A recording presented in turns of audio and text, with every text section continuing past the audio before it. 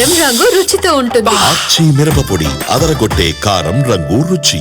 Maharashtra BJP ప్రభుత్వంపై భారత ప్రధాన న్యాయమూర్తి జస్టిస్ గవాయ్ అసహనం వ్యక్తం చేశారు. అంతేకాదు సీజేఐకి ఇచ్చేటువంటి మర్యాద ఇదేనా అంటూ ప్రశ్నించారు గవాయ్. సీజేఐగా బాధ్యతలు స్వీకరించిన తర్వాత తొలిసారి రాష్ట్ర పర్యటనలో ప్రోటోకాల్ వివాదం రాజుకుంది. గోవా బార్ అసోసియేషన్ ఆదివారం ముంబైలో జస్టిస్ గవాయ్కి సన్మాన సభ ఏర్పాటు చేసింది.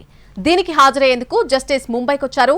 ప్రోటోకాల్ ప్రకారం సీజేఐకి మహారాష్ట్ర సీఎస్ తో పాటు డీజీపీ గాని అలాగే ముంబై పోలీస్ కమిషనర్ గాని ఆహ్వానం పలకాలి. కానీ ఈ ముగ్గురు కూడా గైర్హాజరయ్యారు. దీంతో జస్టిస్ గవాయ్ తీవ్ర అసహనానికి గురయ్యారు. భారత ప్రధాన న్యాయమూర్తిని, పైగా ఈ ప్రాంత బిడ్డను సీజేఐగా బాధ్యతలు స్వీకరించిన తొలిసారి రాష్ట్ర పర్యటనకు వస్తే మీరిచ్చే గౌరవం ఇదేనా అని ప్రశ్నించారు గవాయ్.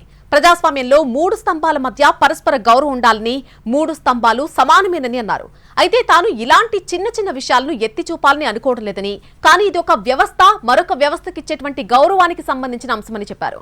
మహారాష్ట్ర బిడ్డ భారత ప్రధాన న్యాయమూర్తిగా ప్రమాణం చేసి తొలిసారి ఇక్కడికి వచ్చినప్పుడు ఆహ్వానం పలికేందుకు సీఎస్, డీజీపీ లేదా ముంబై పోలీస్ కమిషనర్ రాకపోవడం సరైందా కాదా అనేది వారికే వదిలేస్తున్నా అని వ్యాఖ్యానించారు.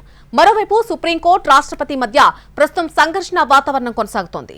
న్యాయ వ్యవస్థ, శాసన వ్యవస్థల అధికారాలు, పరిమితులపై తీవ్ర చర్చ కొనసాగుతోంది. ఇలాంటి సమయంలో మహారాష్ట్రలో కార్యనిర్వాహక వ్యవస్థ సైతం వివాదంలో తలదూర్చిందన్న అభిప్రాయాలు వినిపిస్తున్నాయి. తమిళనాడు శాసనసభ ఆమోదించిన 10 బిల్లులను ఆ రాష్ట్ర గవర్నర్ ఆమోదించకపోవడంపై గత నెలలో సుప్రీంకోర్టు సంచలన తీర్పునిచ్చింది. రాష్ట్రాలు పంపేటువంటి బిల్లులను రాష్ట్రపతి లేదా గవర్నర్ 3 నెలల్లోగా ఆమోదించాలని సుప్రీంకోర్టు ఆదేశించింది. ఆర్టికల్ 142 ప్రకారం ఈ ఆదేశాలు జారీ చేస్తున్నట్టుగా చెప్పింది. వెనక్కి పంపితే కారణాలు చెప్పాల్సి ఉంటుందని తెలిపింది.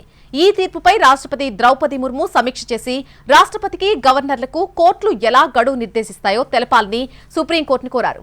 ఆదేశాలిచ్చే అధికారం ఉందో లేదో తెలపాలని సీజేఐకి లేఖ రాశారు.